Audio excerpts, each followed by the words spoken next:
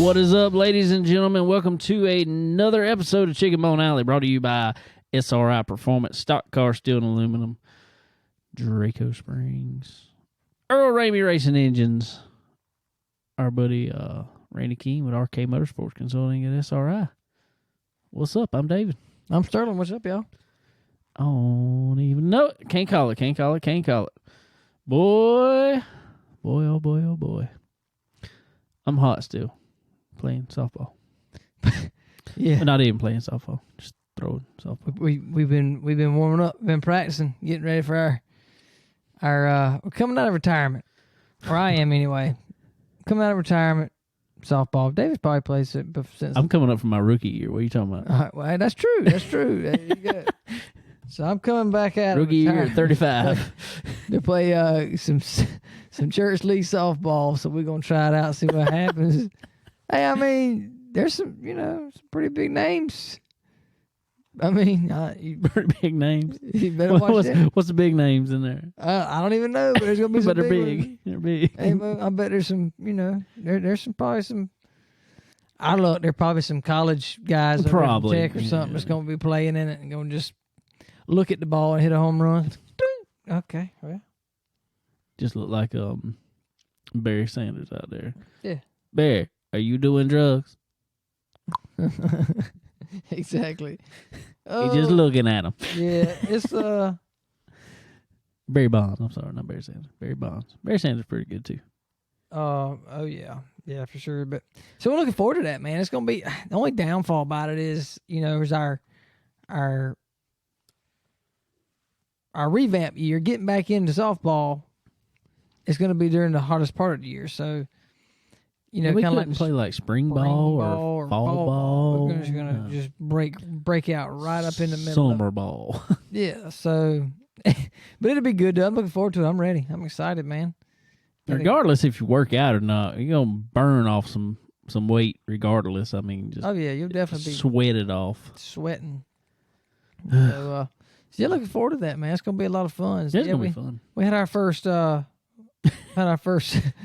practice today. Unofficial practice, just mess around. Little break-ins and stuff. Yeah, y'all good jazz there. So yeah, I'm still sweating. I just took a shower and still sweating. So that ain't good. But yeah, it's it's been hot. Speaking of today, hot. But Saturday it was hot, and not even where it should be hot. No. As y'all heard last week, ladies and gentlemen, we decided to take off and haul buggy up to Ohio. Yeah. To see the dream at Eldora. Yeah, it was awesome, man. It was really, really, really cool and last minute deal, like you say, and we weren't able to drive and see much, so we decided to fly and get there a little quicker and be able to see 2 nights, mostly 2 nights. That was pretty neat, being able to get there in time to do that. Well, first of all, let's talk about the flight here. It was wonderful. Well, it was, for the most part. We left out of Florence. Mm. Florence is a hop, skip, and a jump from Charlotte by plane. Well, 22 minutes. Well, that's what it was supposed to be. Yeah, coming home it was. Yeah. Supposed to be 20 minutes, 22 minutes. Going up there, and it ended up taking, what was it, about 45, 50 minutes? Something like that, yeah. We rode around in a big circle. And we had to sit on the runway for ever. Yeah. Ever and ever. And so that took a little while. Well, our plan was, when we left out Friday, we had about an hour and a half? Yeah, it's supposed to be an hour and a half. Layover in Charlotte. Well, there's a Whiskey River in the airport, so we was going to go get us something to eat at Whiskey River. In the E-terminal. In our terminal, right where we were landing. We was like, we got an hour and a half. We got plenty of time. We can eat. And our plane leaving out was in the same terminal. Perfect timing. Perfect. Well, we get there. This line to Whiskey River, I'm pretty sure people just check in through security just to go eat there. Oh, yeah. I don't think they're even flying out nowhere. because there was people lined up down the hall to go to Whiskey River. Yeah. 100%. So that ruined that plane. Didn't make it there. So we went to some Chinese place or something. Panda Express. It was pretty good. I will say it was all right. It was filling. I mean, it was, very. But, it wasn't too bad. So we at least got something from there. But dude, I swear they build another building every time I come to the Charlotte Airport. And I'm going to tell you, I'm glad they got a whole lot of signs around that place because I could get lost so easy in there. Yeah, you really can. You definitely can. But Great Day is growing so much in there. But it's insane. But then we go to leave out of Charlotte, heading to Dayton, Ohio, where we're flying into. We go to sit down. I look, and there's another pilot sitting back just in regular seats with us. Yeah, he lived in Dayton and going home for the weekend, he said. Right. Well, the reason we know all this is because there was a woman who sat behind him. And quiet was not a function of hers. No, I'm pretty sure she wanted the whole entire plane to know her conversation and her education of every sort that she has ever taken. Yes. So we learned all about this lady, and she is a semi-scared pilot. Yeah. Semi. She had it going on. But the interesting thing about the whole deal was, I guess where you were getting to was the pilot and her talking back and forth. Yeah, that was non-stop. Yeah, nonstop. But it was pretty intelligent conversation that I was listening to Bart over there. But his half of it. Well, yeah, his half. But the thing that kind of got me the most was he said, "Yeah, I fly 6 days a week, and I get I get airsick. I get motion sickness." Huh? Huh? You get what? I'm glad he ain't flying our plane. Glad you sitting back here with us is all I can tell you. Dang. But anyway. It was that was a quick flight too. We were like 30 minutes late leaving, and I think dude took off wide open because we got there in an hour. I'm pretty sure he was wide open the whole time because I don't know about you, but I literally felt like we were climbing the entire time, and I think it's just he had it in the wind. So he was getting it, Bo. Getting it. I think had a pin back in the seat the whole time. Yeah, he says it's gonna be a little bumpy, but we'll be all right. Yeah, he got us there quick, so that was cool. But went into Dayton International for the first time. I've never been there, and nice airport. Kind of deserted though. It was, for it to be an international airport. That's what I was thinking. I was like, for international airport, this thing sure is dead. There was nobody. I mean, there was. I don't remember now, but there was like 8 or so different flights going out of there. Yeah, at one time. When I looked, but I don't know. When we went through security coming back, I mean, there wasn't 20 people in line with us. Yeah, something like that. I don't know. That's it. I mean, we walked right through pretty much. So I don't know. It was a interesting, short, quick trip. Oh yeah, but it was fun. We had a good time. We got, we rented a go-kart. We rented a 4-seater go-kart, and I'm pretty sure that your old go-kart you used to have, your little 5-horse Briggs motor, was stronger than that little go-kart we had. I'm quite positive of that. Hey, day in the morning, man. We had to get that thing wound up. I bet it's still ticking down right now from us riding that thing, dude. But I would not buy that car after that when it gets through with Enterprise. No. Just from us. Mm-mm. Pretty sure I stretched the throttle spring out a little bit. That thing was wound tight the entire time. Oh, yeah. Getting it, Bo. All 65. Getting it. E-brake works good too, son. Yep. Yeah. But But yeah, so anyway, got to Dayton and got our rental car, and that was like 7:30. We were leaving the airport, so we had an hour ride to get to the racetrack, and the I think the heat races are starting at 8, so we were gonna be like 30 minutes late. Yeah. There was 4 heats, I believe. I can't remember. Anyway, we missed a couple heats, but we got there, and let me tell you what, Eldora's in the middle of nowhere, cuz. Very, very, very much so. It is out in. I don't know where. You about like Dorothy when you get there. Ain't in Kansas no more. Well, it reminds me. Ain't nowhere no more. Yeah, and I told you that it really reminds me of Kansas or somewhere like that. I've never been to Kansas, but I've seen pictures. But it kind of reminds me of that. It's flat and it's nothing, Fields. and it's fields and it's corn and it's whatever else, and there's turkey farms. That smell. I'm gonna let y'all know something. Wonderful. I hope everybody's listening to this part. 11 minutes in. Make sure you turn your thing on recirculate when you in the vicinity of a turkey farm. It takes a long time to get that out of your nostrils and your vehicle's nostrils. Woo. Chicken farms ain't nothing compared to a turkey farm. This was a big old turkey farm. It was a big old turkey farm. And you know, a lot of the turkey farms I've passed before, and even chicken farms around here, they're like half mile off the road, way back there. Oh, no, this one right here is like, yeah, it's right there. Boom. Right there. That was rough.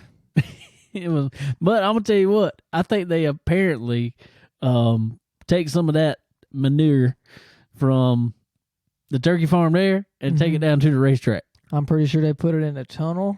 I'm pretty sure they put it on the racetrack. I'm pretty sure they put it in a couple of porta johns I went in. I don't know, but it's that's some stank stuff, bro. I don't know if it's just the dirt, the mud, whatever it is around there.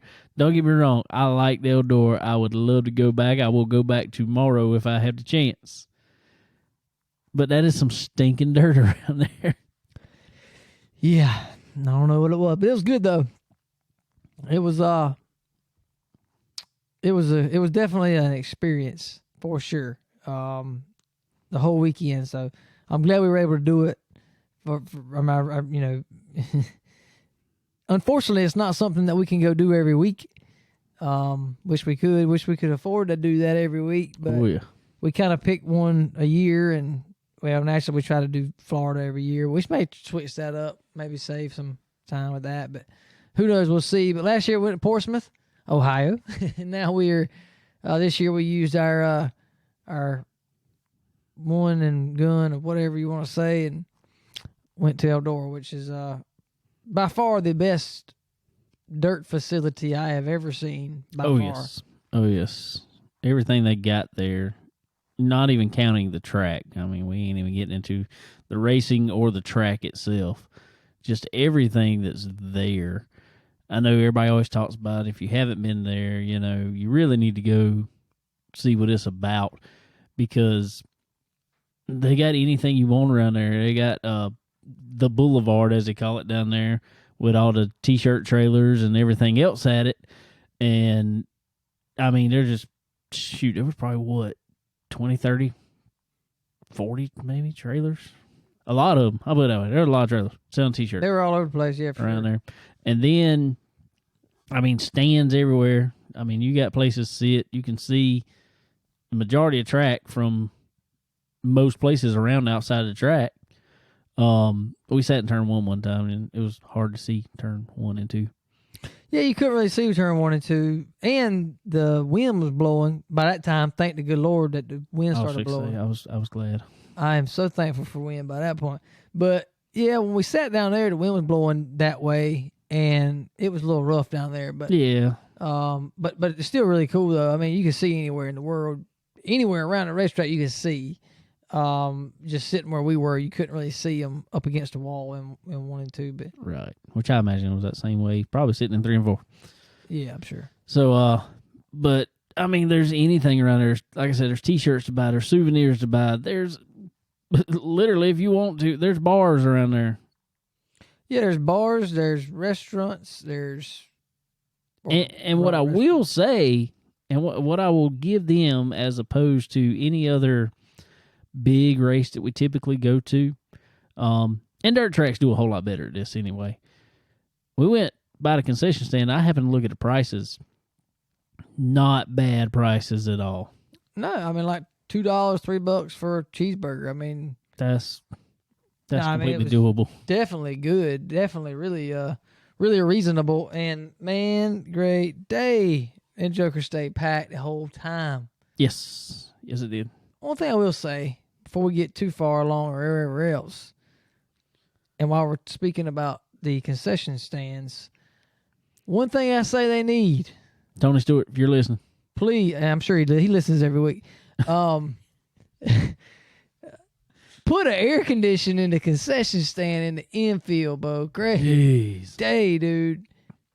Sauna. That ought to be illegal for them people who have to work in that. I feel sorry for him. That little old lady. Now, wait a minute. No, wait a minute here. Wait a minute here. I mean, she... Sterling, tell this story real quick.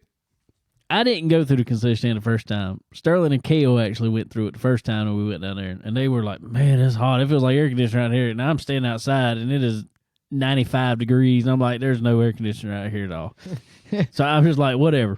So anyway, later in the day, me and Sterling decided I wanted something to drink more than anything. Sterling wanted some food, but I just wanted something cold to drink and whatever else. So we walk in there, and I'm like, "Jeez, this is ridiculous." They got a fan over there, and I'm pretty sure it's just blowing hellfire across. It is. I saw flames were coming out of it one time. I'm pretty sure. Literally flames. All right, so we're getting down the side, and go figure, while we're in there, which I have no problem with this, just the timing of it could have been a little better for us. While we're in there, they decided to say the prayer and the national anthem. So what happens then? Everybody stops, turns around, looks out windows, whatever they have to do. Do what you gotta do. All work come to a halt, which I 100% agree with. I just did not want to be in there for it. I just wish I was a little closer to the door when that sudden halt happened. Exactly. So they do that, and then Sterling looks down, and there's this little old lady, as Sterling says. Now, granted, she probably, I guess, she might have been close to 80, I will say. And Sterling's like, "There's this sweet little old lady sitting down there. I feel so sorry for her." I look down there at a woman, and she has got sleeves of tattoos on both arms. I'm like, this woman can handle the heat, I think. She had a wild side years ago. But, no, them didn't look that old. Well, she aged well. I'm pretty sure she was 34 and just, just the life she's living right there. Yeah. She's probably been sitting in that daggum sauna every day. Good Lord, it was hot. It done took all the color out of her hair and everything else. Yeah, so we're gonna start up a GoFundMe page because I know Tony's, he's pretty tight right now, trying to get that SRX tour going. So we're gonna start a GoFundMe page for Tony. So everybody that's listening, we're gonna, I saw one the other day at Home Depot. It was like $350 for a window unit. We're gonna need more than one in there, I think. Well, it'll help. I saw about 3 or 4 windows in that thing, so we're gonna try to stick them in every window. So we need about $1,200-$1,500. So we're gonna try to work it up.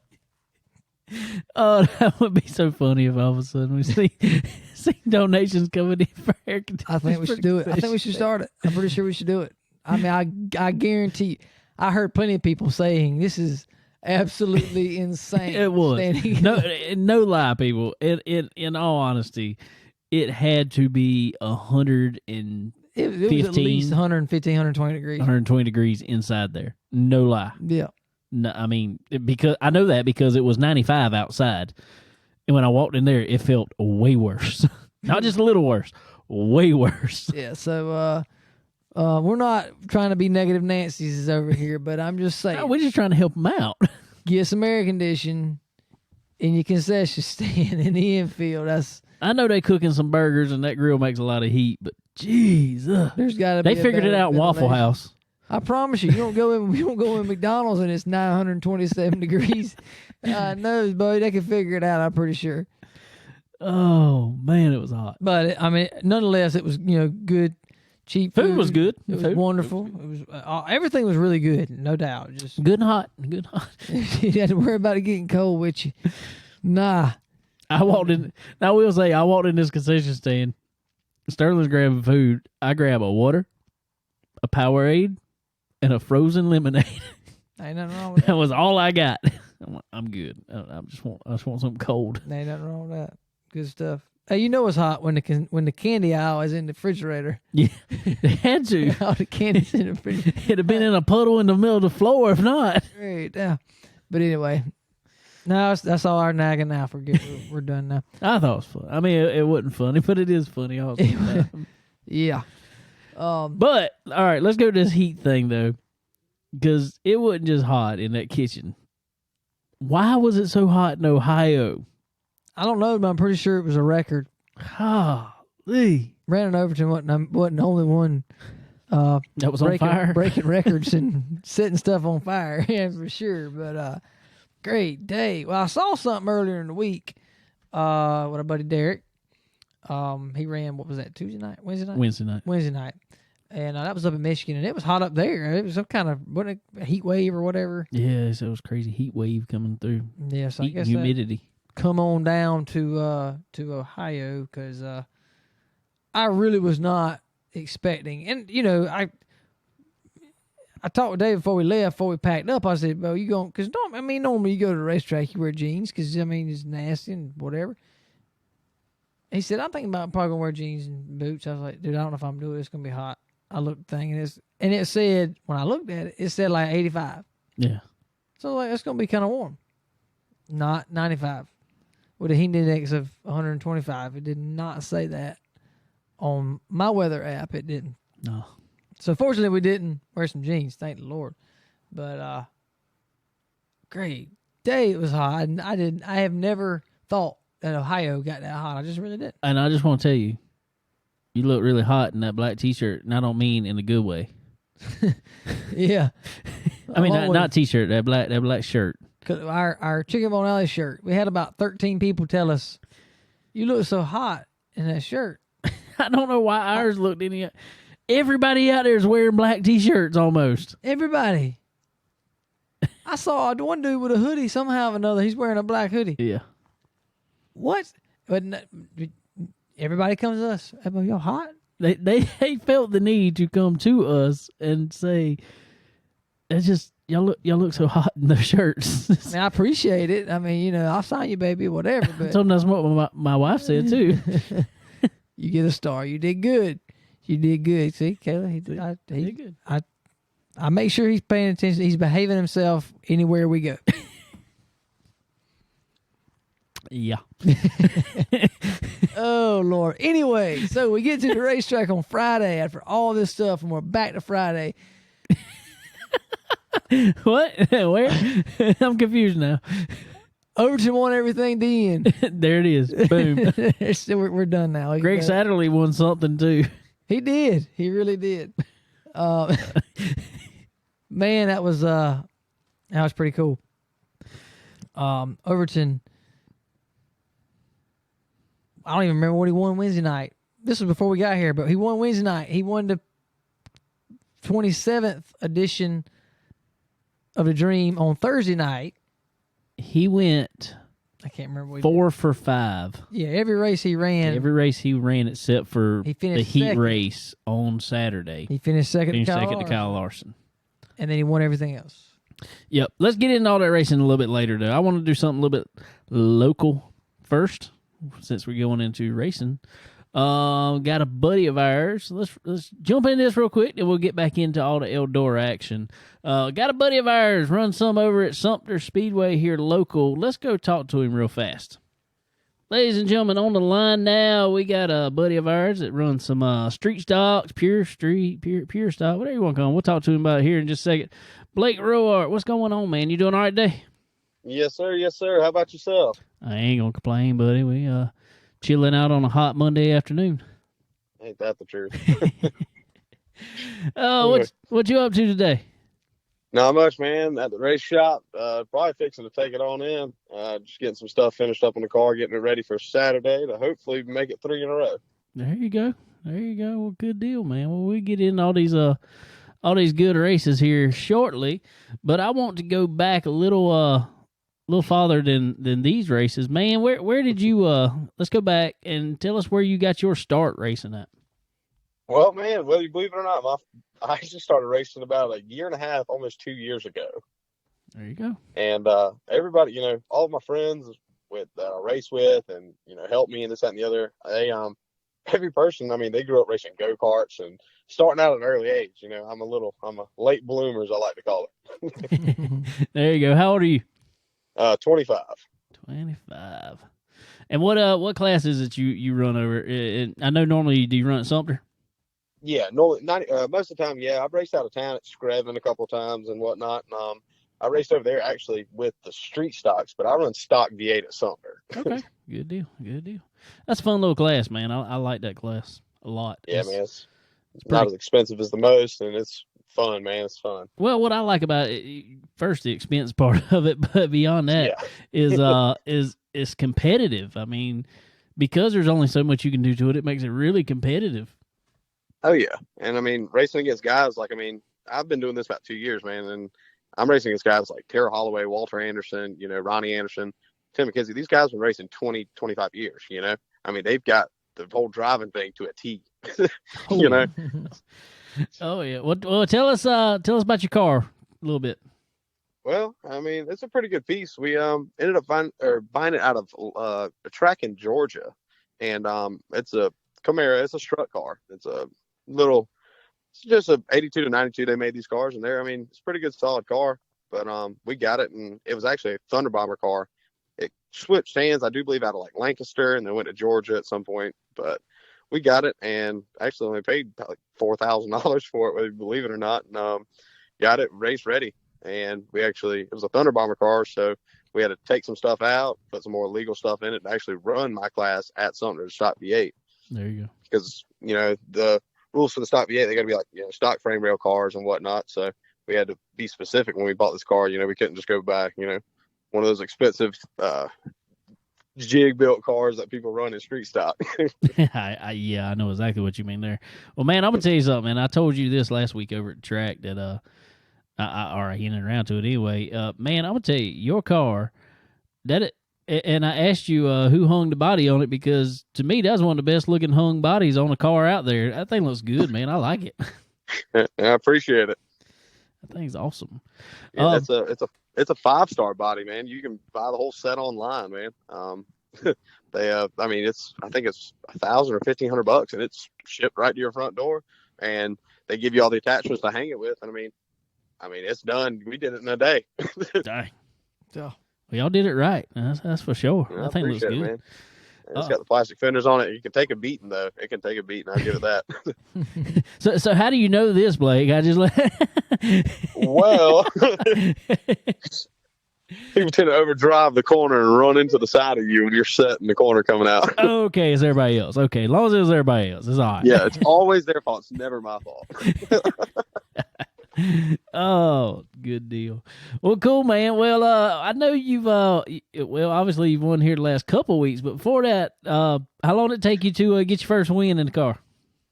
Well, my first season starting out, I just got behind the wheel. My first actual race, I actually started dead last. I started 16th, and the car was actually really good, and I ended up driving it up second, and I didn't really know what I was doing. I ended up getting black flag because, the car's fast, but I didn't know necessarily how to drive. I'll put it like that. I was a steering wheel holder. I wasn't a wheel man at that point. I don't even know if I'd call myself a wheel man, but I drove up, and then as we realized, we had to slow me down, get me back under control. And, we started, my crew chief started teaching me how to drive, what about backing off the corner, getting the car in, all that good stuff.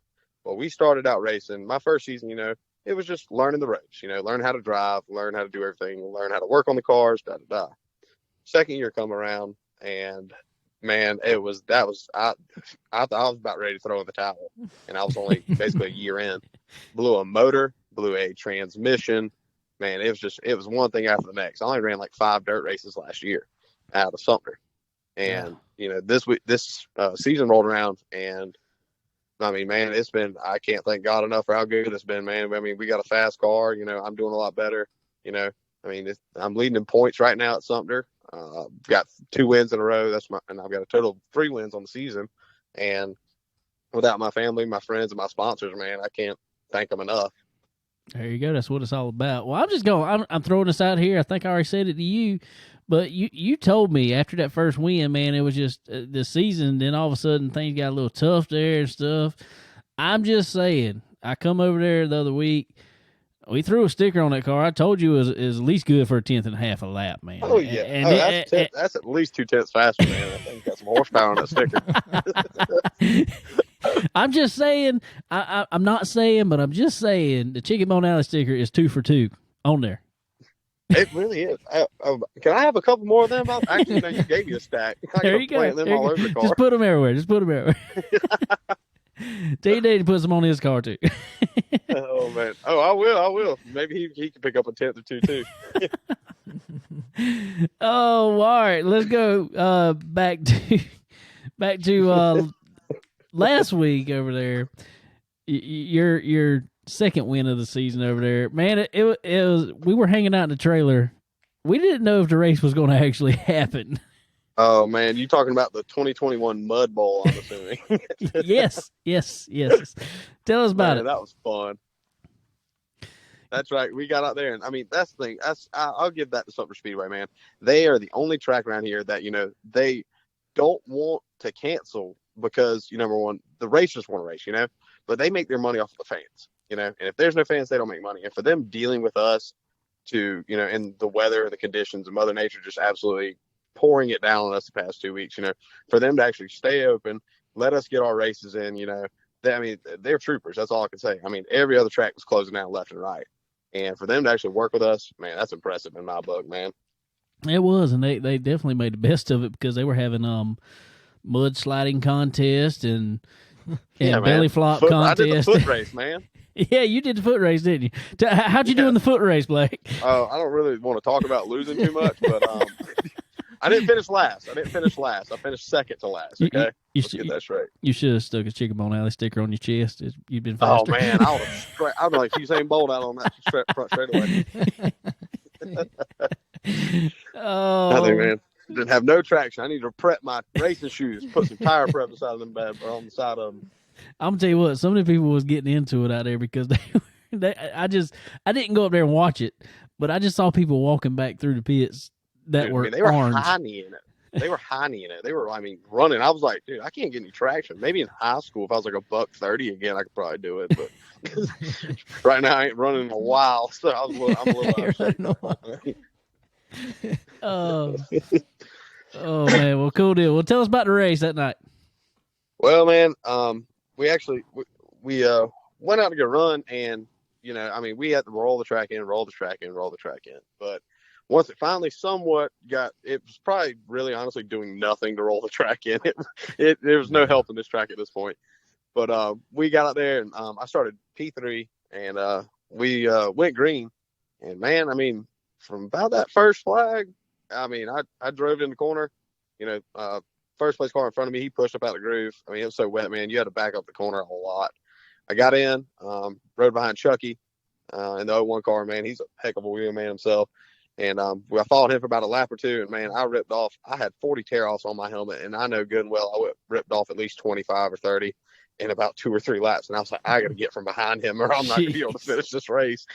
So we got in the corner together. He finally pushed up. That track, man, it was unforgiving. You didn't know whether it was going to stick or you were going to push. You had no idea. He finally pushed up. I got out front, and I drove my own race at that point, man. You got to race the track especially a mud hole like that. You just got to, race the track. There's no point in racing the guy next to you. You just got to worry about what's in front of you to drive good. Well, I was telling my dad that night, I said, if this track was a little bit drier, he ought to be really fast off the corners, because that thing had plenty of bite off the corner, it looked like, because you were pulling them. Oh, yeah, man. That car, it's hooked down on the wet track, man. That car's got a bunch of little odd ends about it that make it work really well on a wet track. Well, it was definitely on a hard track. We're about to see this weekend with the supers coming back into town, man.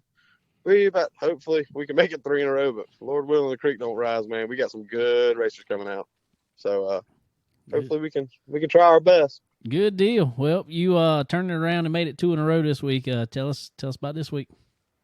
Well, I think I've got a thing for starting P3 because I started third again this week. We normally have heat races, and they go out there and they put us in groups of 5 to 7 cars, and it's 5 laps. And there's, if there's a caution, if you have a flat, you pull in. They don't give any caution laps because main event come around, you get 1 lap for a tire change, stuff like that. Well, we went green, or we were gonna go do the heat race, but they said we're gonna do like Lakeview Motor Speedway does. It's hot lap qualifying. Right. So we went out there, and they let us out there 2 at a time, and we went green. I had 3rd fastest time, and I was like, oof. I mean, I was a half a second off from Chucky. I was like, oh man, that's not good. And Dalton Hodge was a little bit faster than me. He was about 2/10 ahead of me. I was like, okay, we got to figure out what to do here. So we went to messing with the car and adjusted some things, get it better through the corner. And we started out in the main event, went green. I followed behind both of them for about 2 laps or so and went into 3 and gave Dalton a little nudge. I didn't hit him or nothing. I just gave him a little nudge up, tucked right up under him, drove up under him, and got up behind Chucky. And man, it took me a good 2 or 3 laps to catch Chucky running down. He was out. He was stretched out at that point. Followed him behind him, and he overdrove in 3 and 4. And like the week prior to that, I just got out front and drove my own race, man. Once you're out front, you just kind of, they say you set the pace when you're out front. And that's what I feel like. You just back up and make sure the car turns and works for you. For sure. That's all you can do. That's the best thing to do. I've now learned if it's raining on Saturday, I can go ahead and put a dub in the books, I feel like. That car loves it wet, man. There you go. All right, well, you said it this week coming up.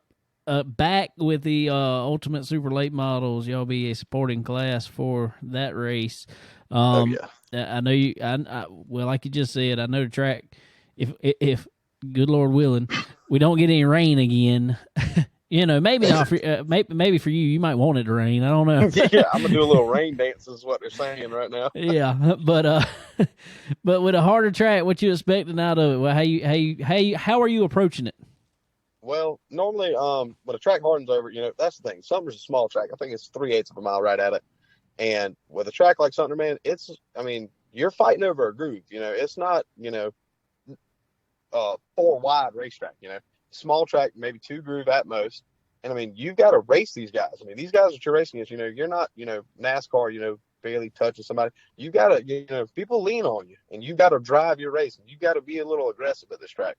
But that's the thing. That's where drivers from Sumter come out, and they're all really good. Like number 1, Banjo Duke races late models. Oh, yeah. Man, he is a great driver. Been racing there his whole life, man. He is figured it out. He's there. That is his track, is what everybody says. And at Sumter, you've got to drive against these boys. And with the track being so hard, man, it's going to be a rough one. I'll say that much. Yeah, you're right. And speaking of Banjo, me and Sterling actually used to race go-karts against Banjo back in the day for quite a while. Oh yeah. How'd y'all do against him? It was kind of one of them things. We were kind of neck and neck all the time. Hey, well, good, man. It means y'all some wheelmen yourselves. I will say I was back then. Now this was years ago. Now I just turned 35 yesterday, so we talking. Man, it ain't just a mileage. Well, we talking 20 years ago. I can say, and Sterling I know can say because I seen him there too. We had some good days in the go karts back then. Yeah, for sure. So we those are fun days. Now when it's bad days, it's not fun no more. Yeah, you get sick of it. A bunch of my buddies, they all raced them. Like Mikey Corsi, a good friend of mine, he raced them. Man, he took me up there to Hanging Rock. Oh yeah, that go kart track up there. Man, dude, you've got to grease both your balls before you get in one of them running 60 miles an hour. I watched the boy fall out of one, flip it actually. Oh yeah, he flipped out of it, and I was like, "What? Y'all get in that and fly?" I was like, "Man, I'm a little hesitant because they're trying to get me to race a go kart race. A couple of my friends are, and trying to get me, get a little bit smoother on the wheel. You got to be really smooth in a go kart, apparently." Well, I'll tell you a little secret about Hanging Rock real quick, and I'll just go out there bragging about it. And I haven't ever actually said this on the show. Before they switched to the Predator type motors and Animal type motor, the overhead valve motors, when it was still the flathead 5-horse Briggs and Stratton motors. Yeah, I held the track record up there until they changed motors. Really? Yep, I sure did. Oh, okay. That's pretty solid right there, though. That was probably my favorite track out there. Between that and Ainer, Man, those were cool tracks. I've never been over to that one. I've been to Sickle Hill and a couple of them around here, but man, Hanging Rock, that's a fast track, man. Those people out there, man, you gotta love it to go run there. I feel like. Well, I'm gonna tell you, you should have seen it years ago. It's fast now, but years ago it used to have how many degrees of banking was it in Sterling? I don't know, too much. It was fast. It was just too much. No lie, it was probably 20 degrees of banking around the whole track. Oh, Lord. Yeah, that's Daytona and a golf cart and a go-kart. That's exactly what it was. We drafted around the track. Oh yeah, and that's why they cut the banking out of it, because people were about to kill themselves because we were running so fast around there. We were running right 100 mile an hour in there around there. Oh man. So yeah, they had to cut it out. But anyway, back to you. I know you said. I know you put on Facebook anyway that you were looking to rewrap the car and looking for some more sponsors out there. To give us a little throw out there of what you're looking for. Yeah, man. We've got that 5-star body on the car, and we try to take care of the body. And once it gets to a point where we've got to keep or update it, we whatever sponsors want to come on board with us or whatever. I buy everything from tires to parts to fuel with the sponsorships that I get, or anything in general with any sponsorship. Like right now, I've got BHB Directional Drilling, which they're the prime sponsor of my race car, and they give me whatever needs to be done to that car. It is there. Palmetto Subs in Sumter, South Carolina. Sub is a deli, and then I've got Brewers Bar and Grill, great place for food, whatever. They do drinks, all types of this, that, and the other. And I've got Kegel Automotive, TR Graphics, and they're going to stay on the car as well. But anytime I want to get somebody else on board, I add whatever else I can to it, and then we start from there. And any little bit helps is what I tell them. There you go. We'll tell them how to get in touch with you. If you want to join the Roark Racing team, if you could give me a call on my cell, it's 803-983-9561. And anytime I do win, I put on Facebook, Instagram, Snapchat. I thank all my sponsors, and I get a good bit of likes on Facebook, I would say, and Instagram. So a lot of people see you and see the sponsorship on the car, and any post-race interviews I do. I always thank the individual or the sponsorship at least for helping me, get to where I am. I'm not gonna say I'd like to be in NASCAR one day, but we're gonna start with one little step at a time. There you go. I'm just saying. I know you got the Palmetto Sub sponsorship, but I need some Palmetto Sub sponsorship. But I don't want the money. I just want number 19. That's all I want. Oh man, you want that sub all the way? That's it. That's it. No tomatoes. I'm good. You give me another 2/10 on the race car, I can work out something on that sub for you. There you go. That's it. Oh, well, good deal, buddy. Oh man. Well, this has been fun. I appreciate you coming on, hanging out with, especially last minute as it was. We had some free time on here, and I was like, let's call Blake. Let's see what he's up to. Anytime, man. Hey, I appreciate y'all having me, man. I ain't got nothing better to do now. Well, go work on that race car, stick a couple more stickers on it, get a couple more tents out of it. And oh, for sure. We're going to have them for this weekend. There you go. Well, I think I might be over there this weekend. Oh, man. Well, come on, man. It's a good time. It'll be a bunch of cars. All them supers are coming, man. It's going to be a good race. Packed house, I guarantee it. Oh, yeah, for sure. Well, good deal, man. Well, like I said, we appreciate you coming on here. And anybody wants to get on a race car, be a good, we know you want to get as much money as you can, but at the same time, you're running a smaller class. So it doesn't take as much to get your business on a race car like this. So yeah, now if I was Brandon Overton running, Eldora running the Dream for $250,000, maybe $10,000 wouldn't hurt. But, I'm just a little small town dirt racer, man. What am I? There you go. Just $276,000 be exact. Sorry, over, a little over. I swear, he made a deal with the devil, man. That man. He wakes up and he pisses excellence. I'll say that much. I swear he does, dude. I'm telling you. I talked to him a couple times in the garage there this weekend, and he's just walking around in his flip flops. I think he needs to get a deal with rainbow flip flops or something. That's who he needs to deal with. I just need some driving lessons from him, man, and I'll be good to go. Don't we all? Oh, cool deal, man. Well, like I said, I appreciate it, and we will probably be seeing you this weekend.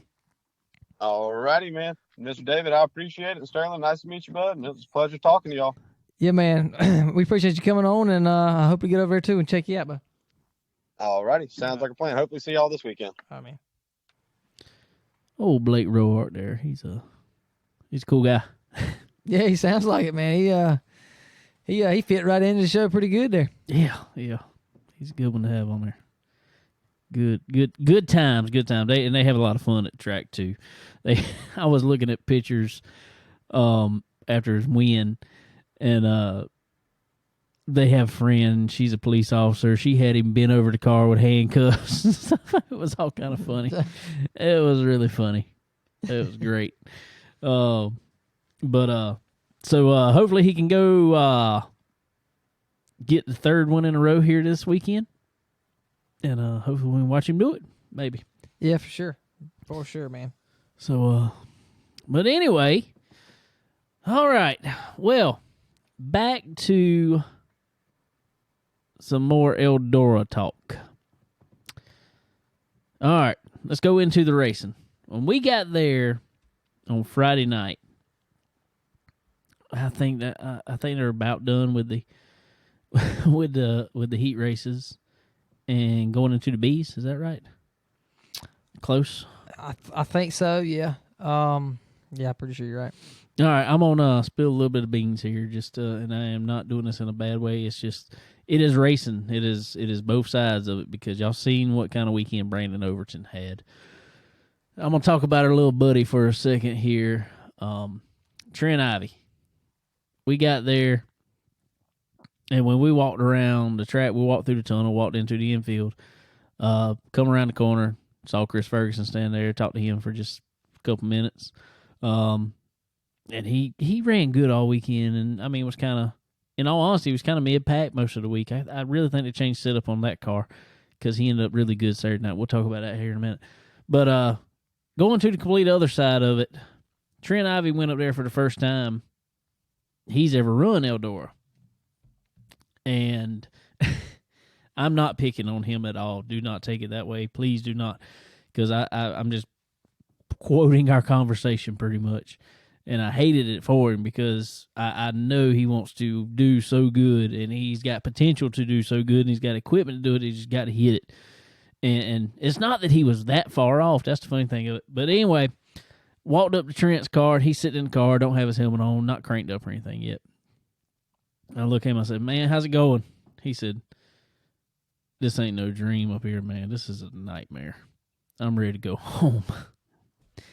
That tells you the emotion these guys go through wanting to be in the big show there. It's so prestigious to make it in races like that. And because me and Sterling watched it, his heat races, the B mains he was in, it wasn't that he was that far off.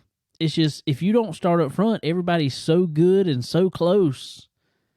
It's hard to make moves. It's hard to get around these guys. It's hard to if you're off just the slightest amount, then it's so hard to make anything up.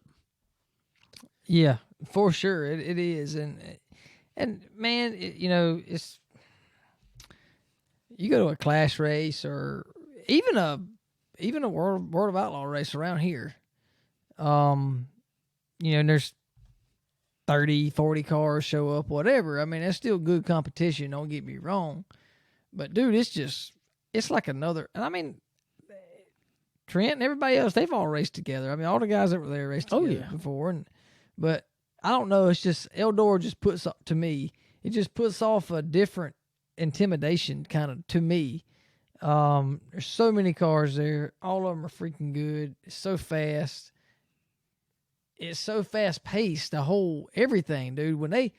From the time they crank those cars up to heat the motors up, they don't stop. I mean, no, that's intimidating, dude. Like you can't even think. You can't walk around. You can't go to the bathroom hardly.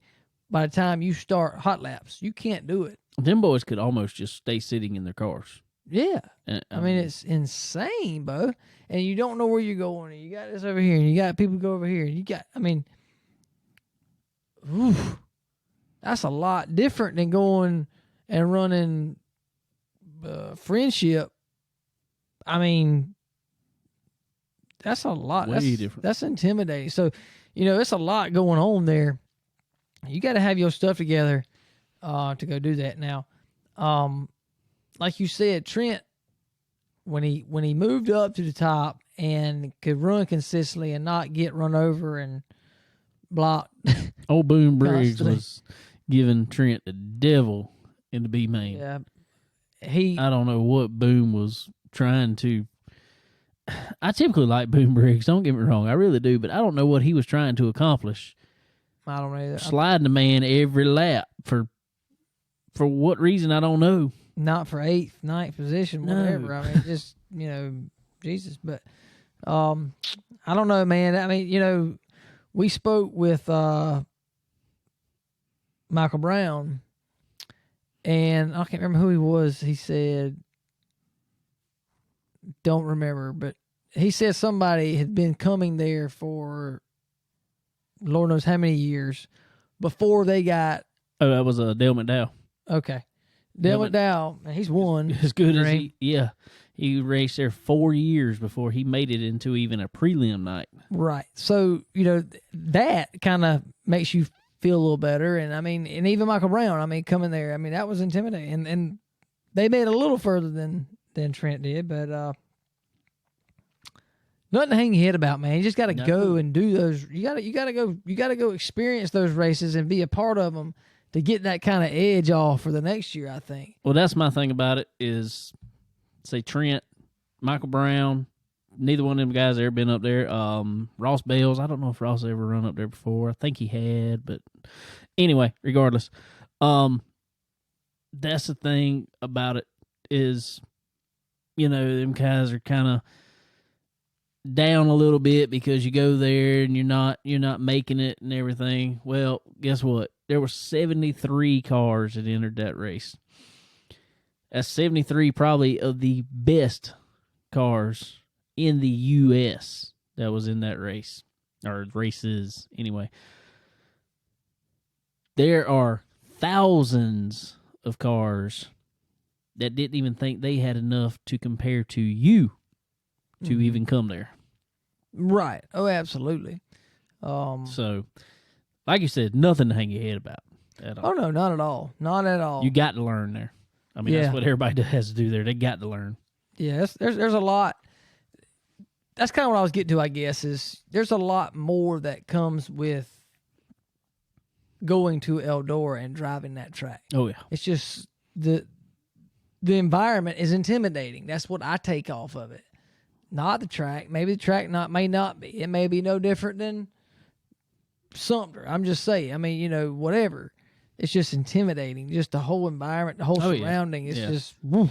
It's just exactly. There's an intimidation factor in the name of the race. Yeah, I mean just on pit road. Dude, we about got run over 12 times. It ain't no lie. And that was in 12 minutes. I'm like, we got to move. We got to go. It was insane. Brent Larson literally, I think, tried to run us over. Literally. Either that or he tried to blow his motor. I ain't sure which one, or maybe both. It could have been both. It probably was both. And we weren't even in his way. That was the funny part about it. No, we couldn't really, but great day in the morning. It's just crazy. You can't think. I would never take Cole on pit road. I would never take no child that. No, sir. You better be on your P's and Q's down there. You got to be looking everywhere. And it needs to be like that, don't get me wrong, at every racetrack. Oh, yeah, no doubt. No doubt.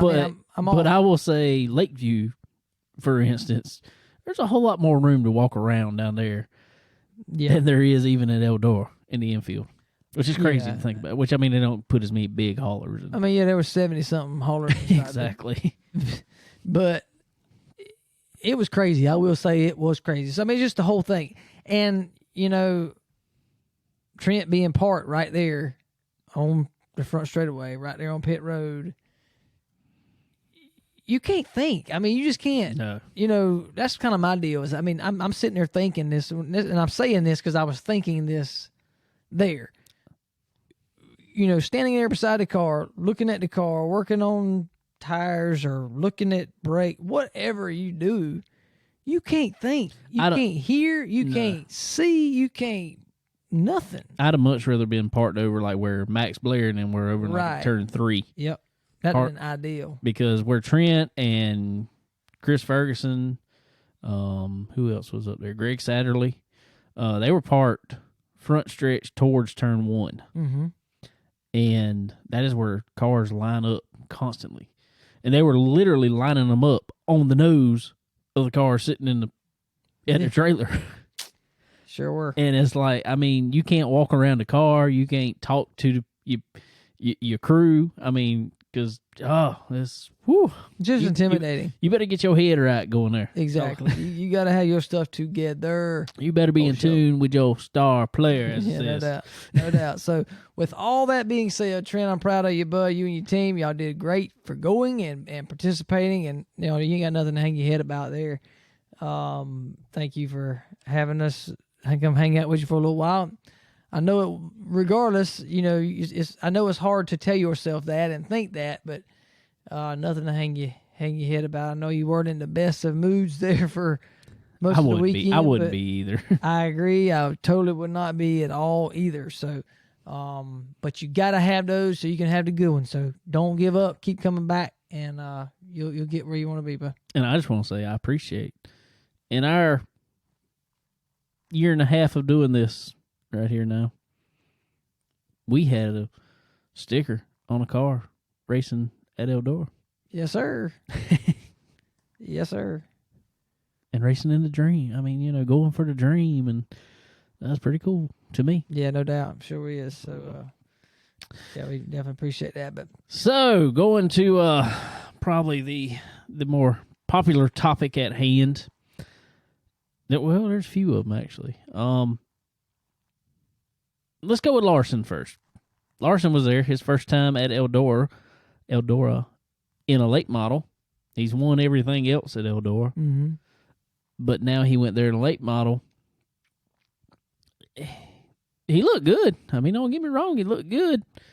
It just, I think the track never slicked off enough throughout the weekend for his liking anyway.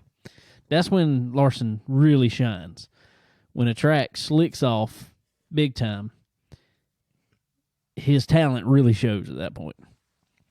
Oh yeah, it definitely does. And I don't know.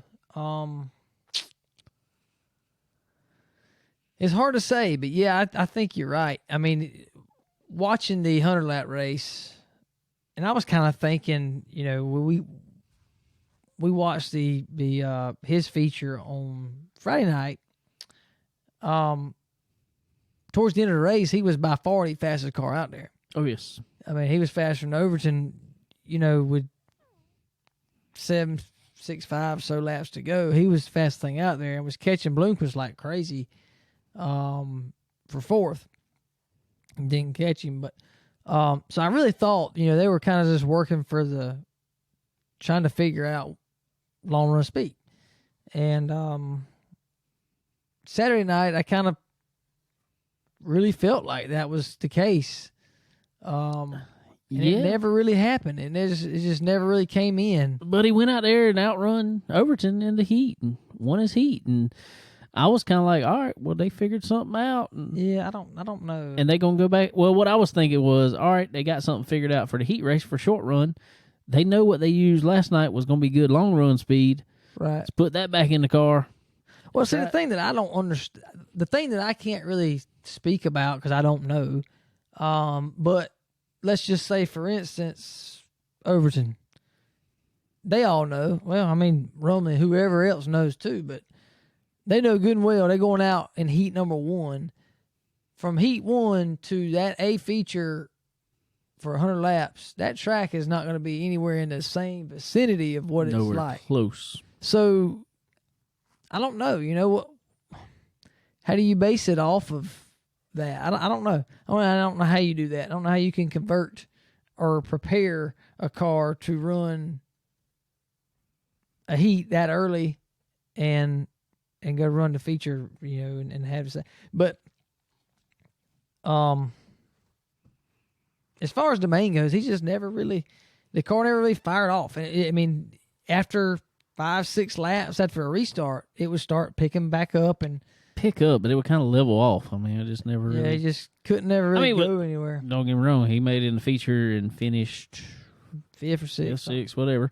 So he wasn't bad. He just didn't have the Kyle Larson like speed that we're used to seeing in the late model. But I like that though, because that makes you feel like, okay, well, he's human. Exactly. I was about to say same thing. He's he is human. God. Yeah, and it also makes you, in my way of thinking, it makes like Overton look really good. I mean, anybody.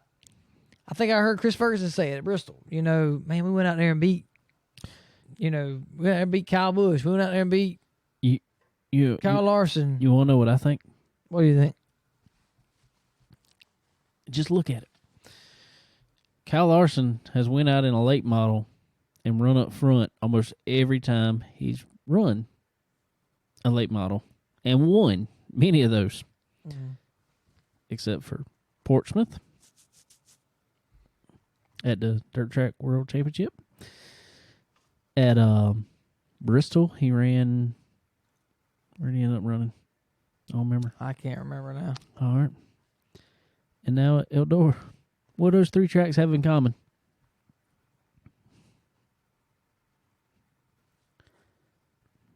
Let me tell you.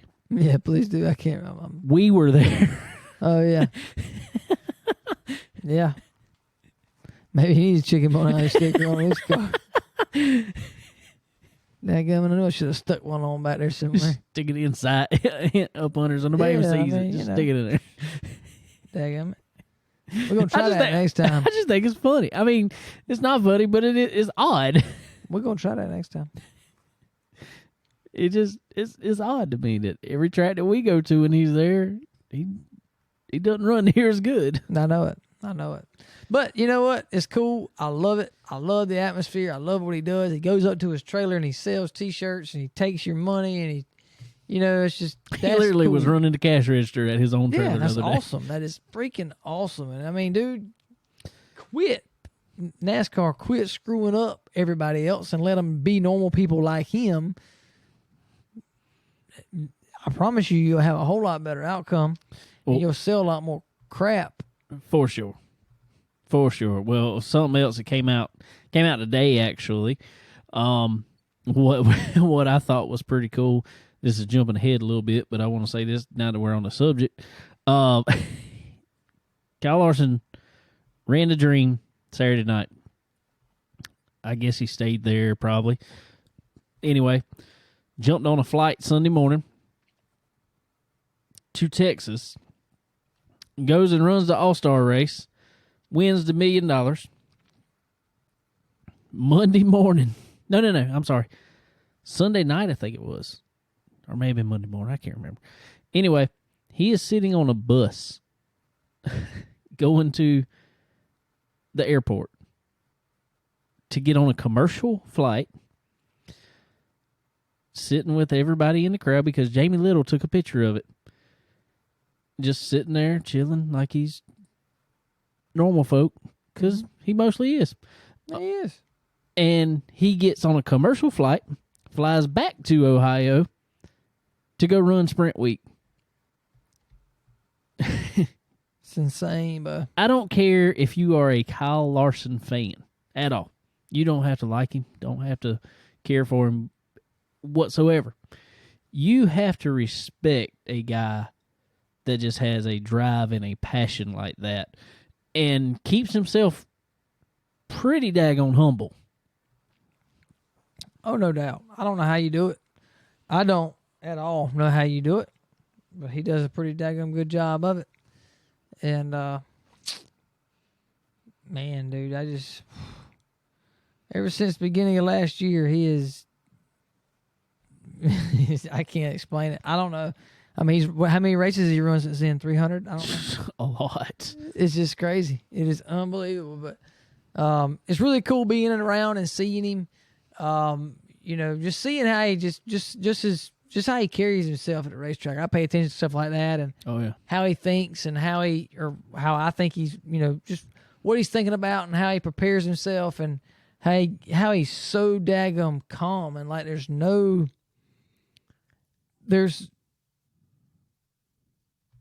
anxiousness of him. Never. I mean, it's just like he doesn't get worked up. Like he's just so calm.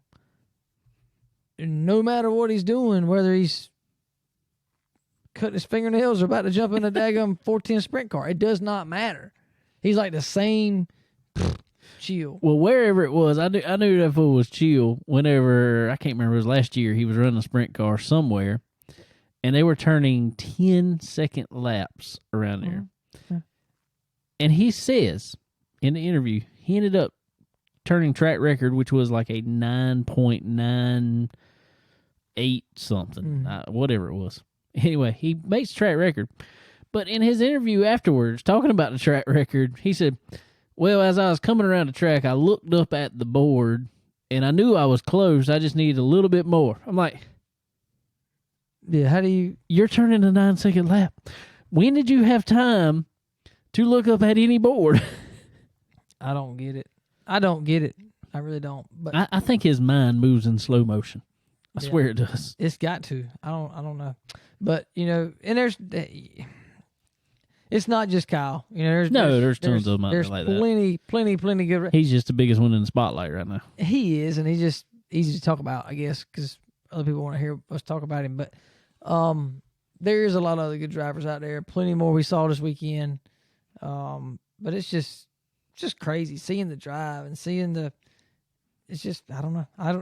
I cannot fathom how you can go like he goes and focus the way he does. It's crazy. But anyway, it's cool. I think he finished 5th or 6th. Not real sure about that, but the thing that I thought he was going to do in the feature is what our buddy Chris Ferguson did in the feature. Yes, he did. Dude, where would he come from? I don't know, but it was insane, and I was just begging for a caution to see what could happen. Because there was a restart with, I don't know, 40 or so to 40 go. to go, I think it Something was. like 40. And it went green pretty much the rest of the way. Yeah, I think it did, yeah. And Chris started 9th or 9th 10th. or something like that, around there. Yeah. Man, he just started picking them off. And while everybody else's lap times were dropping a 10th here and there, he was turning his fastest laps of the race in the last 10 laps. Yeah, he was running. He ran down faster. Yeah, he ran down Chris Madden, who was in second place. Could never quite, because the track did slick off pretty good. They both run the same groove, they were running the same groove, and it was just he couldn't get out of that groove to get around him. So, but regardless, he ran Chris Madden down and was turning. I was showing Sterling, he was turning a quarter of a second faster than Brandon Overton. Yep, the last run of the race. I'm like, if there is a caution, this is going to get interesting. Yeah, I really wanted that. I know he did too, but man, that was good to see. You know, the one thing I could say about Chris seemed like, as of late, and we've said it before, he qualifies great. He dominates his heats always, but it seems like the longer races, you know, he'll run great to start of the race, and he'll just start falling off. And I'm really glad to see him perform the way he did in a 100-lap race, Eldora. Yeah, I think I don't know, I didn't talk to him about it. I probably need to. I think he must have really changed his mindset about the setup going into there, because always they go out for hot laps at Eldora, and you see Chris Ferguson shoot to the top of the leaderboard in hot laps. Well, it didn't happen this time. It didn't happen either night, the Wednesday or Friday night. It didn't happen. He didn't go to the top of the board. He was mid-pack or so. And, excuse me. But obviously he worked on his slick set up and his long run speed, because when the track slicked off, that's when he had tons of speed. Yeah, for sure. He's definitely learned something about throttle control and getting around a slicked off racetrack, because he was rolling. So glad to see that. Getting him a podium finish at the Dream is nothing to be ashamed of for that, for sure. He was definitely rolling. So glad to see that. And got to hang out with him a little bit too, so that was cool. But man, Overton, dude, I don't know. Ain't nobody had nothing for him all weekend. Like you said, no matter what he did, no matter where he went, no matter nothing. I think he made it to the porta potty first all weekend. Oh yeah, he had it, Bo. I mean, he even turned a zero in the Nobody turns a zero. No. But anyway, after the race, they interviewed him talking about it, and I couldn't hear it all. We were walking to the car there, but Lanigan started a pole, and he pretty much controlled the race for a while there, and Overton just started coming and picking them off slow and just taking his time and running his own line there, and it paid off. And Madden come up and got around him one time there, and he just kept running his own race and got back around him and took on off, and that was it. But man, I think $273,000 or something like that. Unreal, dude. Dude, that's a good payday weekend, that's for sure. For 4 days of work. That's I would say let's break that down to the hour, but I ain't even gonna do it. I'd feel bad. Yeah. That's a good day's pay for 1 day, and then you make it for 4 days. Yeah. Man, he was on a rail. He couldn't do no wrong. I mean, the only race he didn't win all week was the first heat on Saturday, and he finished second in it.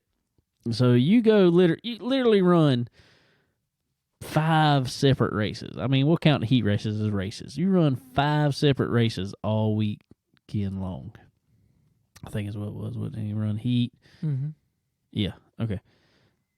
And you win 4 of those. Yeah. That's pretty stout. Pretty daggone stout. No matter where you at. And when you say you're at Eldora and running the Dream. Yeah. Woo. Against the best of the best for sure. So, yeah, hats off to those guys. They got their stuff together right now, and they're all clicking together, that team for sure. So, glad to see that. And I like Brandon too, man. He's just a laid back, He's a cool guy. Chilled out dude. So, I got an argument the other day on Facebook with somebody about his flip flops. Yes. It was somebody was mad. Somebody has nothing to talk about. Apparently, somebody was mad because the man wore flip flops. I was like, I wear flip flops almost every day of my life. Right. What is flip flops hurting you? Well, I mean, regardless, what does it matter? Exactly. That's what I'm saying. Why does this matter to you? I don't care if he wants to wear a tutu. I mean, well, that might be a little. I might say something. Okay, about that. you might say something. But no, regardless, man. Cool guy. Just a really laid back dude and respectful, and got a good group of people around him for sure. So that was really cool. Yeah, that Wells Performance Bunch. Woo. Yeah, they're on the right page right now. So, but we'll see what happens with all of it. But really had a good time.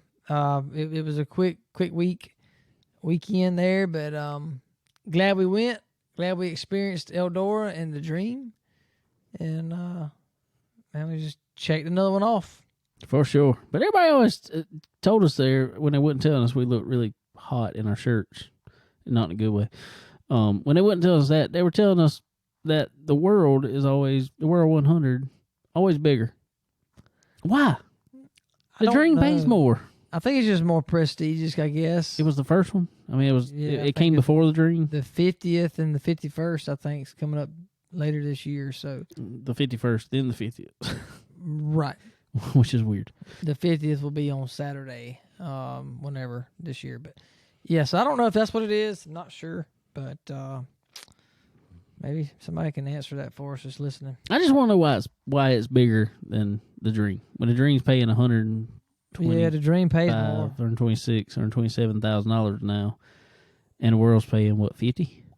I think it's something like that. Yeah, I don't get it. I don't either. I don't at all, man. But regardless, I'd love to see it. I would love to see it. I'd love to see sprint cars there at Eldora. I really would. I think maybe next year. I think we need to go to the Kings Royal. I think it's going to be a big sprint car race that we travel to. You know, I mean, I love our late models, man. I'm not throwing any shade to them, but we're going to find us a big late model or sprint car race to go to and check them out, because definitely Eldora would be wild around there with them jokers, man. Eldora, you've watched them at Williams Grove. Williams Grove, yeah, I've been there. That's wild. Yeah. Like a Martinsville. Yeah, but it wasn't a huge race. It was pretty big. It was pretty big, but it wasn't. Pretty big. Rico and all them were there, so. Right, but I'm just saying, it wasn't a Kings Royal or nothing like that. Nah. I don't remember what it was, but yeah. Yeah, we need to do that. Yep, we'll figure that out. So if anybody's listening's got some good sprint car race suggestions, the biggest sprint car race of the year, let us know. If you had your dream race to go to one year, which one would you go to? Yeah. Let us know. Sprint car wise. Sprint car wise. I'm going to go to sprint car race now. I'm not a sprint car guy, so I wouldn't know but about 5 people there. But hey, we didn't know but 2 at a dirt track at a late model race till we started going there too. So that's right. So we'll talk Casey Kane the whole time. Yeah, Casey Kane and Kyle Larson. Hey, there we go. There we go. We're good to go. Maybe Rico will show up. I like Rico. Yeah, Rico will be there. We'll figure it out. But anyway, yeah, it was a fun time, man. I really enjoyed it. Glad we went. Anybody that has been wanting to or saving up to or whatever to go to Eldora, keep on saving. Definitely do it. You will not be disappointed. It's a really, really awesome facility. Make sure you go and stay for the whole time. That's my only thing. I wish we could just been there the whole time. Yeah, because it was kind of rushed what we had to do and where we had to go and where we, that was the only downfall of it. But that's just the way it's worked out this year. But that's okay. But definitely try to go and save you some time and some money and go for the whole time. But I know you said something about him a minute ago, but I will say, Kel and his whole family, his wife, and everybody, thank you so much for having us come hang out in the very nice motorhome. I ain't kidding. Man, that thing was nice. Wasn't it a great day? Very. Very. I just want to hang out in there all day because the motorhome was gorgeous. Don't get me wrong. It really was. But I'm going to tell you what, his air conditioner worked wonderfully. Yes, for sure. I was loving that. Yeah. So yeah, it was really cool to be able to see them. Kel and Teresa, thank y'all so much for letting us hang out and park over by y'all and all that fun stuff. Yeah, for sure. And glad we got to see. He wasn't in the right spot though. No, he was not in the right spot. It was a couple spots over. But hey, really cool place though. I mean, dude, perfect place to park. Walk straight in, straight out, boom. And we drove right out. I mean, we stayed to the end of the race, walked to the car, drove straight out, boom, gone. So it's good. Speaking of Kel, real quick, y'all guys go check out, if you haven't yet, go check out the Blood Eagle Racing Podcast. You'll hear Kel Maben and Tyler Lagard every week talking about all their racing experiences going on and from a little different perspective. So y'all go check them out. Yeah, definitely do that for sure. But also, I want to thank Randy Keene for hooking us up. We didn't ever get to cross paths, man. The whole time we were there, it just didn't work out for us. But thank you and SRI for hooking us up, getting us up there, and getting us into some good, getting us around some good people for sure. So Really do appreciate that. For sure. And ladies and gentlemen, as we say it every week, especially you racers, guys, it's that time of year, some of these tracks are shutting down, especially in the South. They shut down for a little while because it gets so hot. Water shut down. You know you need to pick up a little bit of speed. So head on over to SRI Performance.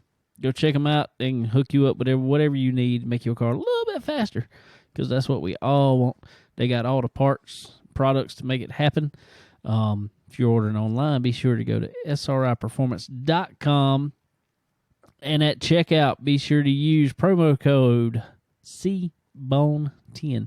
The C is in Chicken. BONE10 to get you 10% off that time of checkout. So go hook yourself up with something nice there, especially for Father's Day coming up. All you guys need it. Heck yeah. Head on over to Stock Car Steel. Also, get all your metal work that you can find here lately. Because I'm gonna tell you what, is metal getting hard to find? I mean, It's getting very expensive to find. That it is too. I know they were out of a lot of stuff because it was just they couldn't get it from their suppliers, but they have been stocked up here lately. So y'all head on over to Stock Car Steel and Aluminum and get yourself hooked up with some new panels, new body work, whatever you need over there, and make your car look good again. And check out all the Draco Spring PDFs online at www.sriperformance.com. While you're there, hook yourself up. Want to thank also our buddy Earl Ramey Racing Engines. Y'all heard him on here last week. Him and his son Derek Ramey. I told them they should have went to Eldora. They look for a race up hard and everything. Now they're going to Portsmouth this weekend. Yeah, they should be going to something. Dude? They're just trying to avoid us. They're going opposite where place. I think they are. Earl texted me a little while ago. I think they're avoiding us though. Pretty sure. They're avoiding seeing us. They'll talk to us on the phone. They just won't come see us. Yeah, that's what I'm gonna tell everybody. No. Yeah, they're headed up to Portsmouth this week. Surprisingly, I don't think I've ever heard this year Portsmouth has been underwater. I have not. It normally is every year. Yeah, for sure. They They got a big. They ain't running sprint cars too this weekend. Yeah, from what I hear, it's a big deal up there. They run a little bit of everything. Yep. But anyway, y'all gonna see some of that. If you go up to Portsmouth this week, you'll see some of that Earl Ramey Racing Engine power around that track, and that number 91 Longhorn, driven by Derek Ramey. But if you want some of that power yourself, give Earl Ramey a call up there at Earl Ramey Racing Engines, and he can hook you up with the best of anything: super motors, UMP modified, anything. But he has some of the best selection of crate motors you could ask for. You see these guys winning every week, just as we talked about last week. These guys are on a roll. He's got the crate game figured out right now. 100% perfectly legal. So y'all go check out Earl Ramey Racing Engines. And as we talked about last week, after you get that powerhouse in your car, line up some time on his chassis down there whenever he's got open, because everybody wants on there. And figure out you get all the bolt-on components you can get up and figure out which one makes the most power out of your car. Y'all guys go check him out. So anyway, something else I want to talk about real quick before we get into any cup racing.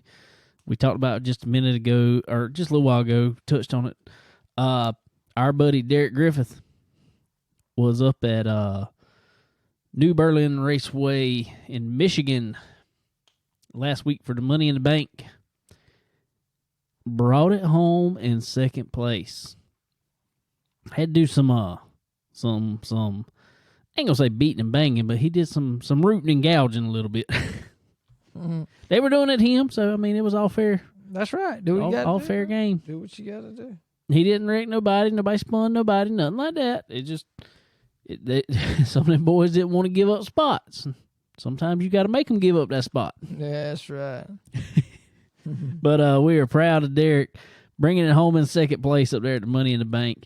And I'm going to tell you what, Derek, we've been around him many times, and he never looks, I mean, you're in a race car, so it's going to be a little hot. Don't get me wrong.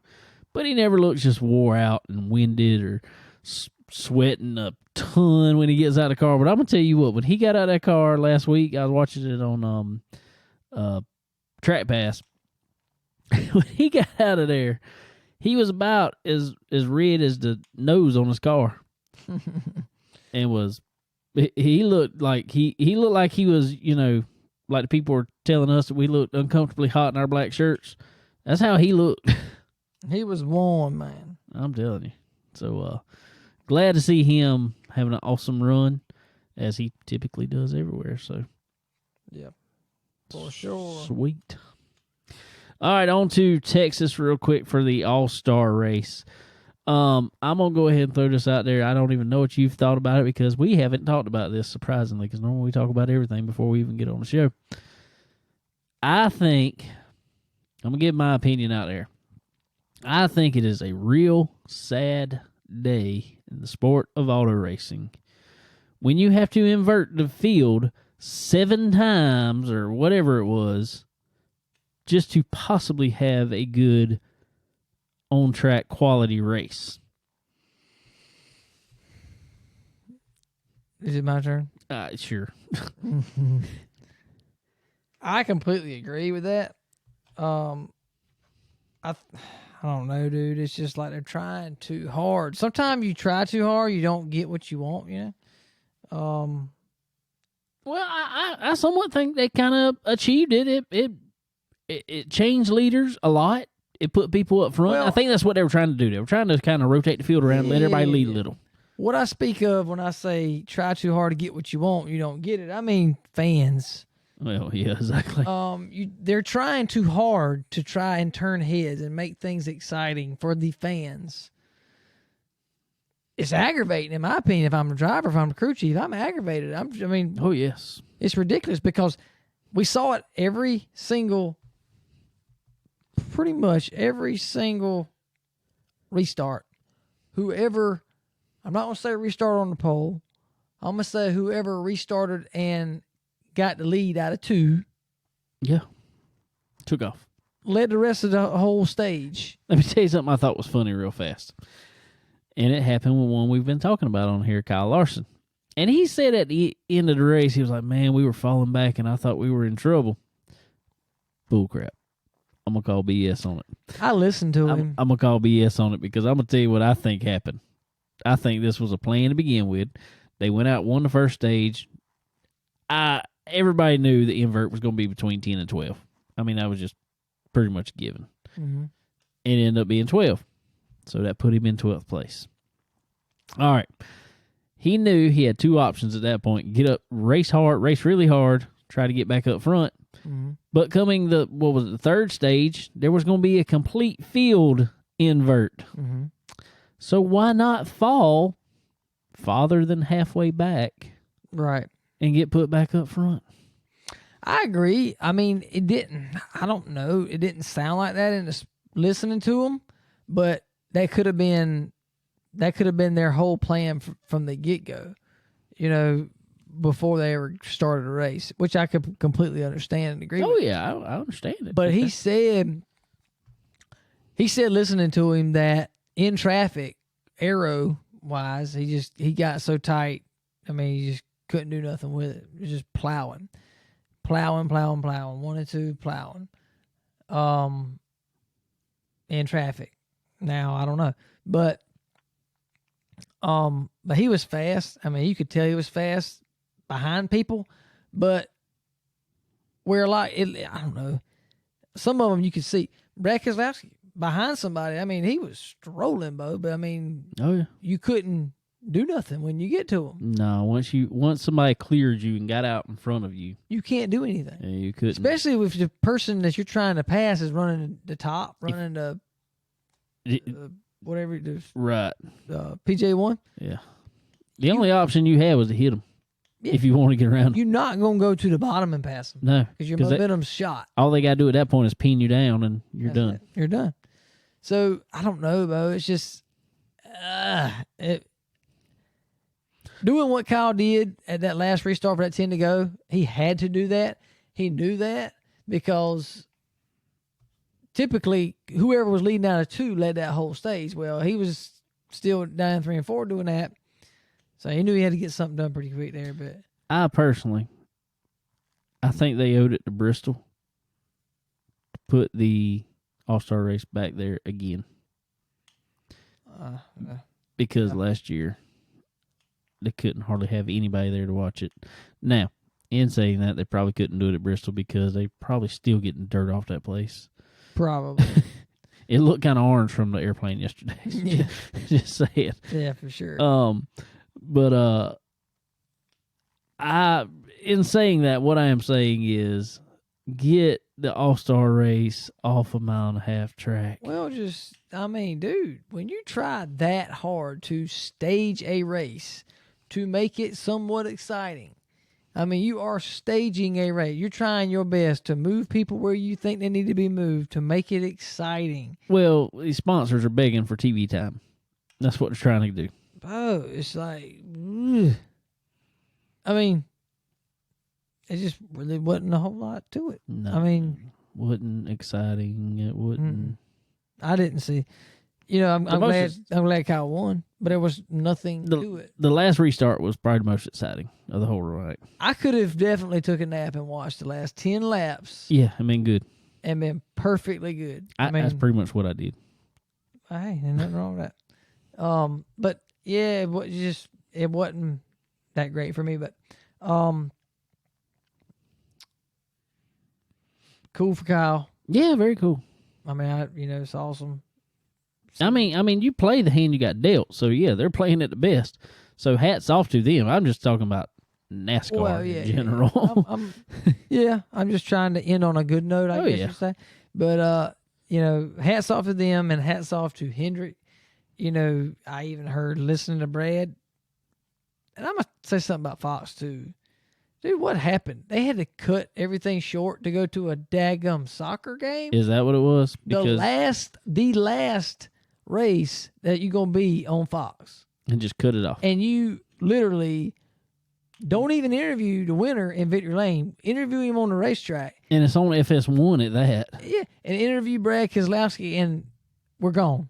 I'm like, are you kidding? They didn't interview Chase. They should have interviewed whoever. It's their last race. Have a post race deal, whatever. Didn't do it. So I really hate that. This is why I miss Speed Channel. Oh yeah, 100%. I like that. But I will say, NBC, they always have that what is it? I can't remember what it's called when it's Kyle after and them, the race. Kyle and them had their little booth down there, and they hang out and talk about it.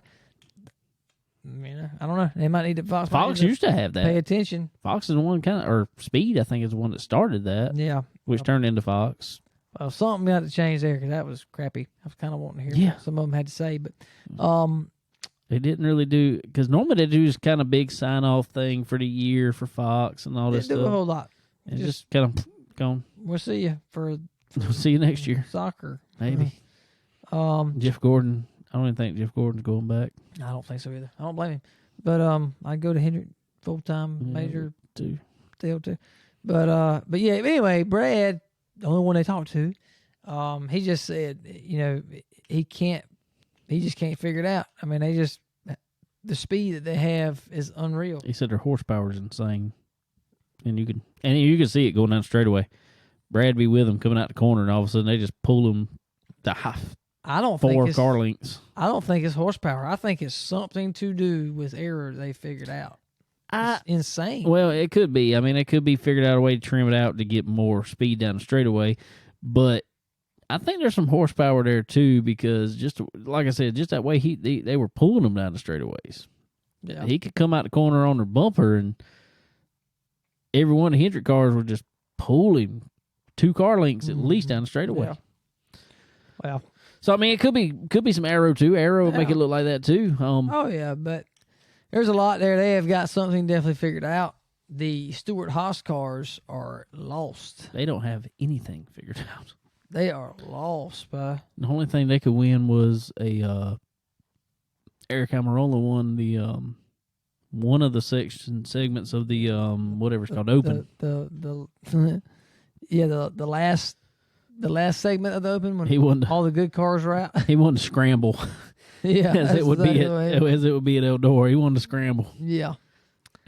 Matt Benedetto won the The fan vote. Yep. Which So, kind of surprising. Kind of surprising. I don't know. He was going to win it last year, I think, and he won it. He won his way in. So I'm not going there, but I'm going there. I really kind of figured Bubba Wallace would have got the fan vote.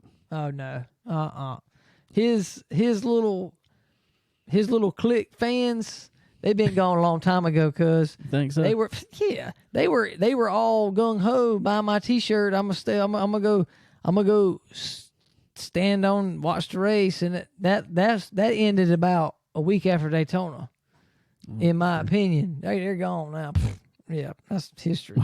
I think I think Michael Jordan's comment probably hurt Bubba Wallace. Good. At the first of the year, it probably hurt him more than anything. Good. When Michael Jordan was picking around, he said, probably wasn't picking around. he said, I don't sign checks to losers. Mm-hmm. Well, yeah, you are. I just like to see somebody else in the car and see what difference there is. I would is there too. a difference? Put Eric Jones in that car. Eric Jones would do good in it. I think if you could put Denny Hamlin in that car, and he would run right where Denny Hamlin's running now, which is up front. Yeah, consistent. Yeah. So, I just want to see the difference because, we've seen Bubba run good on occasion. To me, he looked better in his Richard Petty stuff. Well, Eric Jones is outrunning him Yeah, with used parts. I mean, apparently. I'm going to go and tell you, they ain't used parts on that 23. Nah. No, sir. That's whatever the rest of Gibbs has got. That's what that That's what 23's he's got to. So, I don't know, man, but I just think it's kind of funny. But couldn't race his way in and didn't get the fan vote. That's kind of, and I'm not bashing on him. I just like it when for whatever reason, I just like a bragger and a instigator. When they do that, I like to see them. Well, like this year, fall back in it. Yeah, like this year, I could care less. Do not give me. Y'all could start whatever you want if you want to. I don't care. Saying there's some race stuff that we're not liking, whatever, which would be a total line of bullcrap because that is nowhere close to it. We're going off purely off racing and personality. He was at Talladega this year and pushed the microphone away from him pre-race. Stuff like that is when I love to see you run like crap. When you want to be a complete and total butthole, well, yeah, and then you run like crap, I don't feel sorry for you. No, I don't either. And that kind of attitude and that kind of persona, it may work in the NBA or whatever, and maybe Michael Jordan's all for that. I don't see that. Maybe so, but regardless, I don't care if he's for it or not.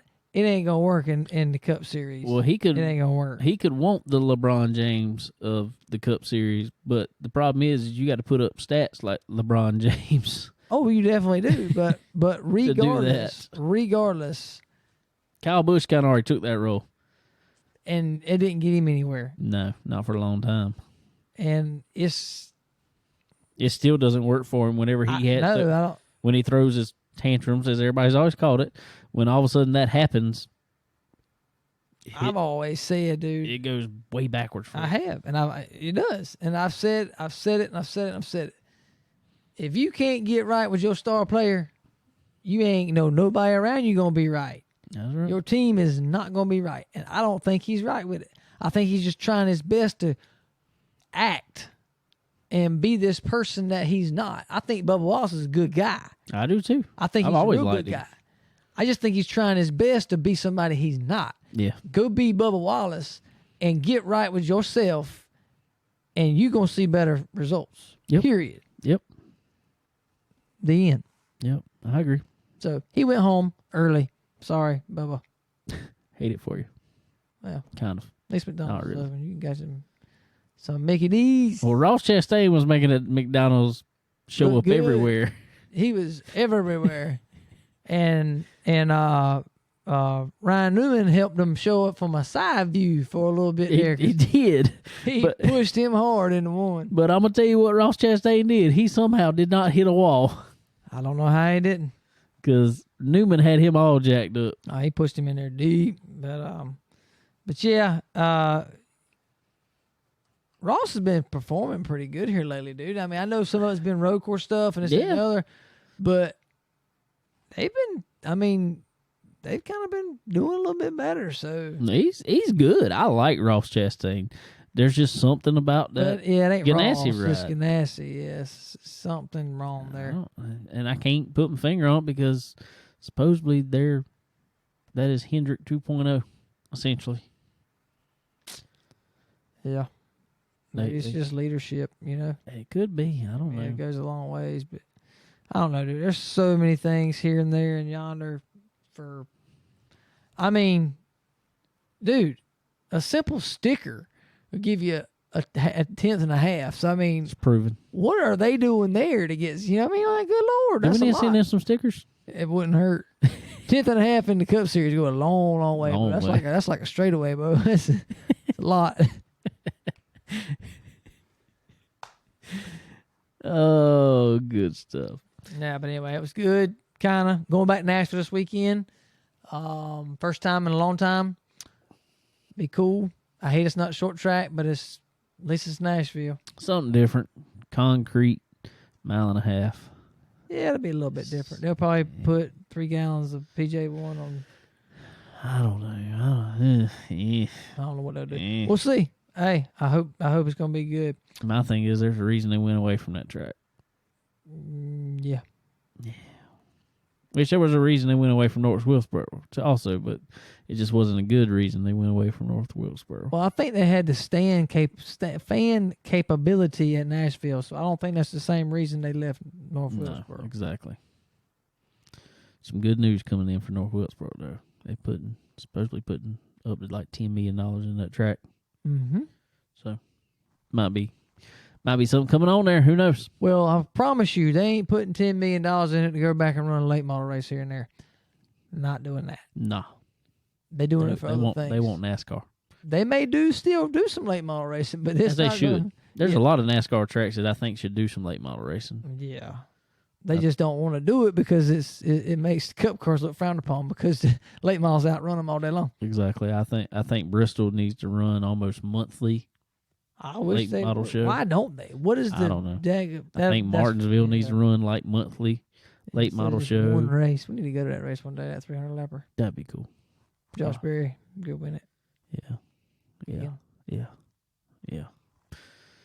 There's a few tracks I think need to happen. But anyway. I think we're gonna get to it next week. I'll run down a little bit more. Our buddy Cole Vanderheiden ran his long stretch of races this past week, and weared and teared on them a little bit. And we're gonna get into it next week since we have run so much time here. But anyway, guys, as always, speaking of them, I want to thank Forward Bite. As always. Help us out. Yeah, for sure. I know they're probably a little wore out from the past week, ready to get back. And I think I'd be ready to sleep for about a week after all that. Yeah, that's tough, for sure. Tough. But as always, guys, SRI Performance Stock Car Steel and Aluminum, Draco Springs. Want to thank our buddy Randy King with RK Motorsports Consulting, along with SRI there, for hooking us up every week, helping us out as much as they can and as much as they do. Always. We appreciate them. Earl Ramey Racing Engines. I want to thank Earl. Also, he tried to help us out a lot this week. I ain't gonna lie. I'll tell y'all this. We tried to get Brandon Overton on the show, and Earl was kind of our middle guy. Tried to do that. Couldn't make it work, but he tried real hard. So I really do appreciate it. Yeah, appreciate it, Earl. You the man. For sure. Definitely the man. So we appreciate Earl. Y'all go check out Earl Ramey Racing Engines for all your racing engine needs for any application. And I mean any application. All of them. Go check them out. Checkered, the race hub. Y'all check Checkered out. Get on Checkered while you can. It's all racing all the time. New, great social media platform. It's awesome. Y'all check it out. We're on there. You get on there. RMAX Solutions. Yes, sir. Once you go get you some steel from Stock Car Steel and Aluminum, Ooh. you got to have you some equipment to be able to do some fab work There you go. on that steel. There you go. Go check out our Solution, guys. They got all kind of different things there to help you out with fabricating needs of any sort. Like we said, like we always say, welding, plasma cutting, you name it, they got it. CNC machines, whatever. They got it all. Go check them out. If you got equipment already, they can get you spare replacement parts for your equipment. You can buy you some used equipment from them. They'll go get it, set it up for you, get it running for you, show you how to work that thing, whatever, you name it, they'll do it. So go check out them for sure and give them some love, man. For sure. Then when you make some pretty welds or pretty cuts with your equipment from RMAX Solutions, go post it. When you're doing it on the material from Stock Car Steel, then go post pictures of it on Checkered. Exactly. It all just comes back together. It's an all big family. And then if that's a race car you're working on, then you got to put an Earl Ramey racing engine in it. Full show. You got to do that regardless. And wear you a 4x t-shirt while you do it.